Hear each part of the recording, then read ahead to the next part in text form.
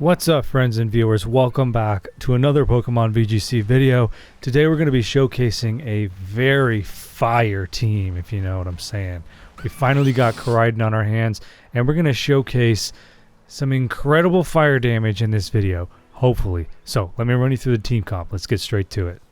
Let me show you this team comp. So it's built around Volcanion. We're trying to do a little bit of a mini showcase series for Volcanion, the mythical Pokemon that was recently legalized in Regulation J for the first time in Pokemon competitive history, I believe. We are going up against, I don't know how to pronounce his name. I really need to work on it. Ryosuke? I really need to work on my Japanese. Anyways, so he's got a Koraidon and a Whimsicott. I think he's probably going to go for Tailwind here. I also have a Tailwind setter in Roaring Moon, and although I can't outspeed Prankster, I'm super fast with this Roaring Moon. It looks like we are going up against another Harsh Sunlight team comp. So this could be interesting. It could work out in our favor. I think we should open with Roaring Moon and Heatran, and then we'll follow up with Volcanion and Koraidon. The reason I'm bringing... what about Ho-Oh, though? How am I going to deal with him? Should I bring Walking Wake instead? Man, what a tough choice for me. I really want to bring Roaring Moon because if he gets off Tailwind, then I can get off Tailwind and probably still outspeed him, but I'm a little bit scared of that Ho-Oh because I don't have a good fire counter on this team, as you might be able to guess. I, of course, have Earth Power, but Ho-Oh is flying, and how am I going to hit him with Earth Power? Okay, so what do we have here? We have Chin-Pao, and we have Whimsicott. Whimsicott is almost certainly going to use Tailwind on turn 1, and I don't have Fake Out. So what is my response to that? Well, I can resist that ice pretty well. Both of my Pokemon here, Heatran and Volcanion, are high defense, so I'm not all too concerned. We could Flash Cannon somebody, or we could just go for double Heat Wave. If we do double Heat Wave, we're gonna do it without the Harsh Sunlight. But you know, I don't really want to bring in Koraidon against this Chin-Pao. So let's just do it. Let's do double Heat Wave. Now, I'm used to seeing this deal 50% more damage with the Harsh Sunlight, but I think against these two opponents, he's not pulling out. Yeah, he's about to get hit with 2 Heat Waves right now, as long as they hit. Oh, it's disgusting. Is that Focus Sash? Yeah, he's going to get hit with another Heat Wave if it hits. It's a 90% accuracy here. Heatran dealing an incredible amount. Oh, it missed. Oh, no, it didn't miss. I thought for a second it missed right there. You know, I just get a little bit anxious. And then when it says he used Heat Wave and there's a little bit of a delay, I think, oh, shoot, it missed. I was just getting ahead of myself right there. Okay, so Tailwind did go off. What are his 2 Pokemon? I love knocking out both on the first turn because I can see there's no hiding what is next here. Now, we have... Did he quit? The other train? I think he might have quit. What happened there? I think he got nailed by the double Heat Wave and he couldn't handle it.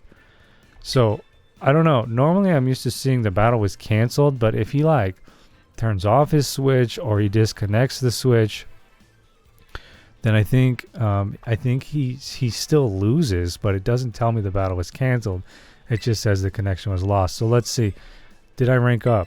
I did. Okay, so yeah, he like rage quit right there. Okay. We're just gonna have to show another one. All right, so as you can see, that double Heat Wave devastation really messed up our last opponent. He just couldn't handle it, and so he disconnected. So that's the type of firepower that I'm talking about in this video.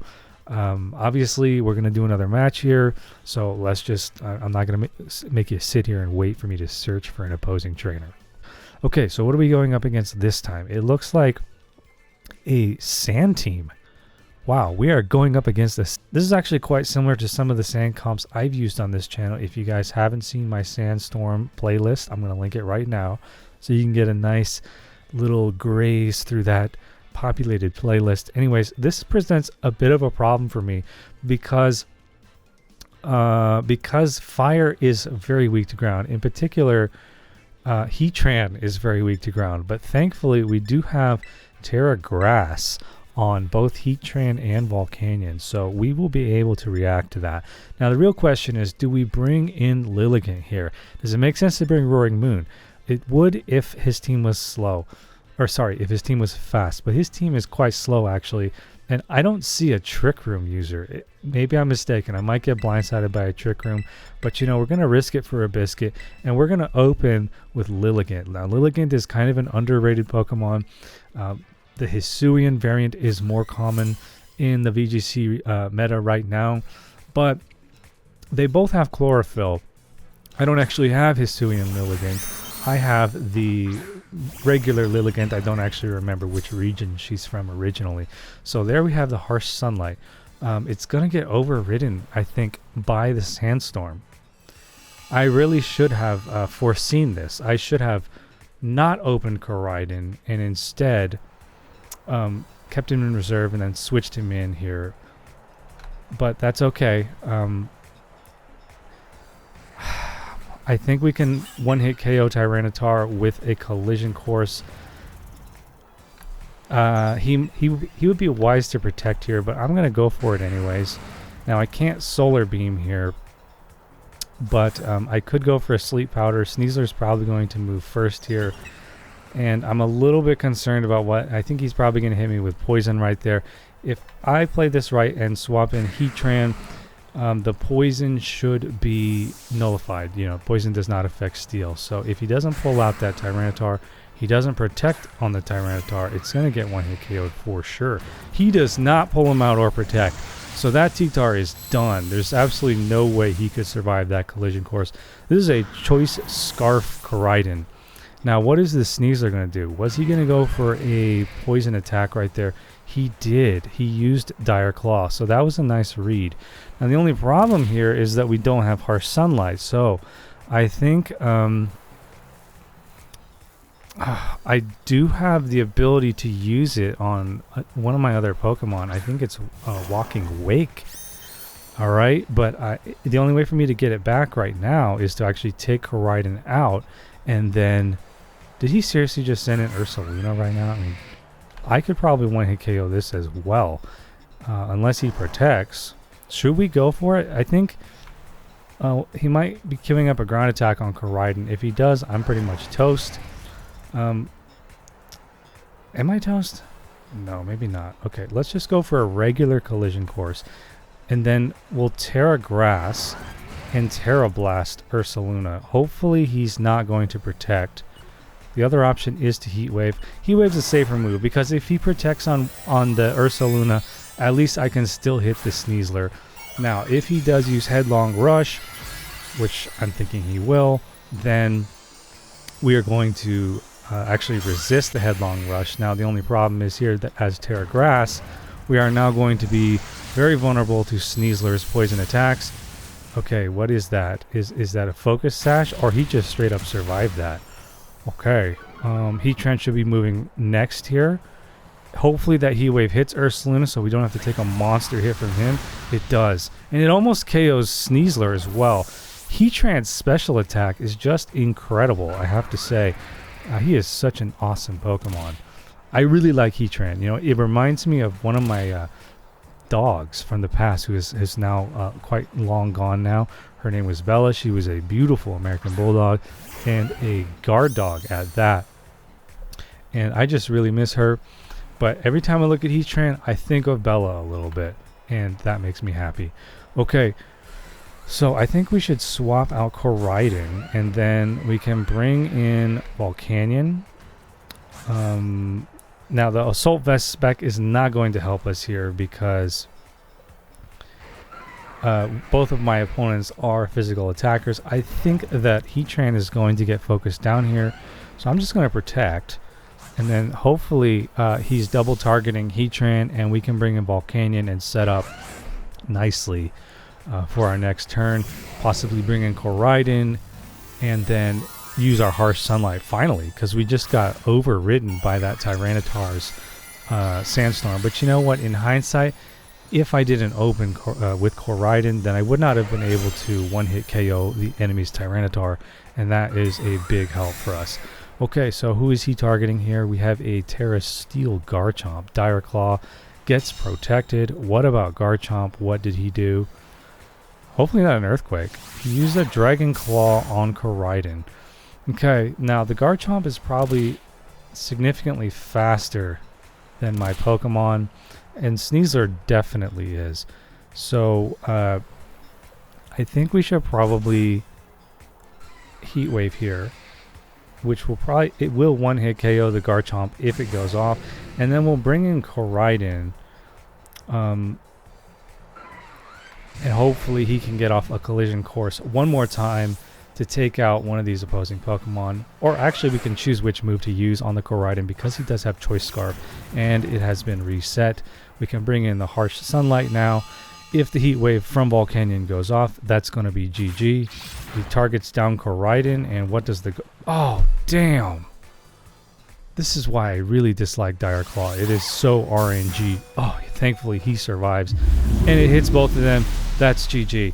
Okay, that could have been really messy because he got some very nice RNG with that Dire Claw right there. And another trainer rage quits? This is unbelievable. The communication error has occurred. Hopefully I'm not getting like DDoSed or something because I'm not used to seeing this. You know, I just want to make sure. Okay, we did get the win. So these are just people that are rage quitting. Like they're actually just, you know, they're doing this and then they're going sleep mode. Or they're doing this. They're like going back and then they're closing. Instead of actually, you know, forfeiting the battle. All right, so that was two very nice matches. I would say the first one was pretty ridiculous. Didn't get a good chance to showcase this team comp. The second one was a lot better. We didn't get to utilize the Harsh Sunlight a great deal, but you know, this is a pretty interesting team comp. So I'm just going to run through it a little bit for you guys that always want to see a little bit more information about how I built these Pokemon. So you can see this is a bruiser spec, or just a very tanky max damage Heatran. Awesome. The Terra Grass is a defensive choice, plus having the Grass attack on such a high special attacking legendary Pokemon that can actually absorb fire moves is pretty amazing. All right, and then Volcanion, he's an incredible special tank. Not quite as fast or as high a special attack as Heatran. Heatran has got him beat big on special attack, actually. But they combo very nicely together. When the sunlight has been interrupted, or perhaps somebody brought in rain, we also have the steam eruption, which does an incredible amount of water damage. Volcanion also has a Terra Grass spec, which is a defensive choice because he is super vulnerable to ground attacks. But he can absorb water, so pretty awesome there. So you got fire absorption, water absorption, and then a pretty standard Koraidon build, max speed, Choice Scarf. He's the glue with the Orichalcum Pulse. He brings in the sunlight. We got a very fast-moving Chlorophyll spec on our Lilligant. This is pretty much our only support on the team. And then we have Roaring Moon, who's our Tailwind setter. Also a nice physical damage dealer in addition to Koraidon. And then we also have the Walking Wake, who has the only water attack in Pokemon that gets boosted by Harsh Sunlight. As you can see, Hydro Steam there deals an additional 50% water damage in the sun. Pretty awesome move right there. And she does have, she does have Sunny Day as well, in case we need somebody to reset the sunlight because we're going up against another weather control team.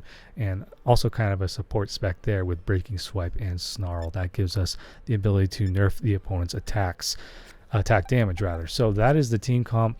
Hopefully you guys enjoyed watching this video. I really appreciate if you give me a thumbs up and leave me a comment on what you would like to see in future uploads, and I'll do my best to accommodate. All right, take care everybody. Have a great day. Bye bye.